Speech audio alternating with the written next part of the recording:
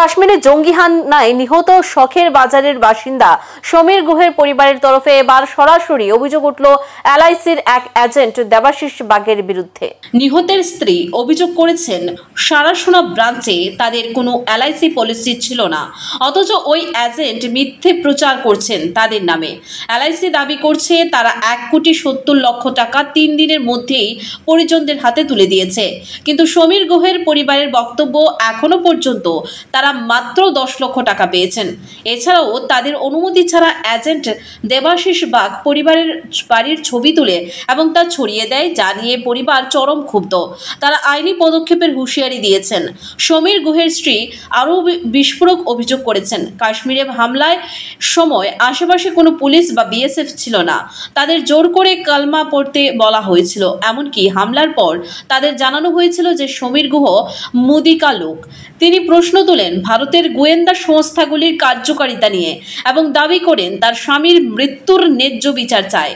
তার দাবি সমীর বাবুর চাকুরির পরিবর্তে তাকে একটি চাকুরি দেওয়া হোক, যাতে তিনি সন্তানদের নিয়ে ভবিষ্যতের জন্য কোনো রকম সংকটে না পড়েন। একই সঙ্গে এই হামলার কঠোর বদলা চায় পরিবার। এই ঘটনার জেরে এলআইসি ও প্রশাসনের ভূমিকা নিয়ে প্রশ্ন উঠেছে বিভিন্ন মহলে। বাগ বলে একজন এলআইসির উনি এসেছিলেন, আর উনি আমাদের সমস্ত ঘরের ছবি সবকিছু নিয়ে গেছে, সেটা আমাদের অজান্তে, আমরা জানিও না। উনি সমস্ত ভেতরের বেডরুমের এখানকার ওখানকার সব তুলে নিয়ে গেছেন ছবি, এবং উনি আমাদেরকে এলআইসি, এটা নিশ্চয়ই এলআইসি উনি চাকরি করেন, এলআইসি থেকে প্রচার হয়েছে এটা। আমরা তো নিজে এটা বলিনি, মিডিয়া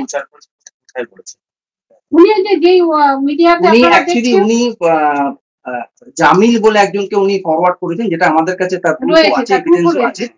জামিল উনি পোস্ট করেছেন ওনার প্রোফাইলে, এবং সেখান থেকে দা ওয়াল, আজ তাক বাংলা, বিভিন্ন রকম, আমি আরো প্রচুর, আমি যাদের নাম এখন আমি মনে করতে পারছি না, সব জায়গায় সার্কুলেটেড হয়েছে, এবং এটা সব জায়গায় থেকে আমাদের কাছে একটা সম্পূর্ণ মিথ্যে, সম্পূর্ণ প্রুফ দেখাতে পারি।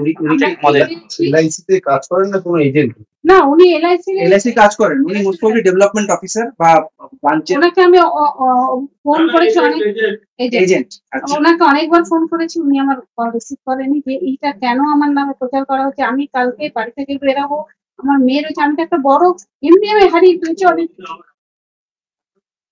আপনারা কি থানায় কমপ্লেন করছেন? এই না, আমরা অ্যাকচুয়ালি ভেবেছি যে আমরা লিগালি এটার এগেইনস্ট অ্যাকশন, কারণ এটা আমাদের মনে এটা নেওয়া দরকার আছে, কারণ এতটা মিথ্যে অপপ্রচার, এটার মানে এই মুহূর্তে আমাদের এই মেন্টাল সিচুয়েশনে এটা আমরা অ্যাকচুয়ালি নিতে পারছি।